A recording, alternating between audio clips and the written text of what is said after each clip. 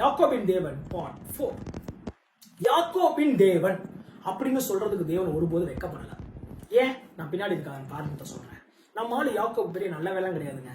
நம்மால யார் தெரியுமா? ஒரு முறை அவங்க அண்ணனை ஏமாத்தி கொஞ்சம் கூளை கொடுத்து குடிக்கிற கூளை கொடுத்து சேஷ்ட புத்திர பாகத்தை வாங்குறான். இன்னொரு தடவை அன்னை மாதிரி வேஷம் போட்டு அவங்க அப்பாவாகிய ஈசாக்கை ஏமாற்றி ஆசீர்வாதத்தை வாங்குறான்.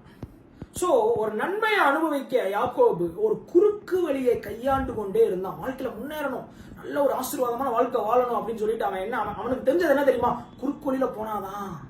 அதனாலதான் தேவன் அவனை என்கவுண்டர் பண்ணும்போது கேட்கிறாரு, உன் பேர் என்ன அப்படின்னு கேட்கிறாரு. ஏன்னா தேவனை ஏமாத்த முடியாது பாருங்க. உண்மையை சொல்லிட்டான் யாக்கோபுன்னு சொல்லிட்டான். உங்களுக்கு யாருக்கு நான் பேசுறேன் அப்படின்னு சொன்னா, தேவனை ஆசீர்வதிக்கிற அளவுக்கு நான் நல்ல ஆள் கிடையாதுங்க. நான் பாவிங்க, நான் தப்பான ஆளுங்க, மோசமான ஆளுங்க. என்னை கடவுள் ஆசீர்வதிக்க முடியுமா? என்ன நிறைய பாவம் இருக்குங்க. எவ்வளவு பாவம் நீங்க பண்ணாலும் பண்ணியிருந்தாலும்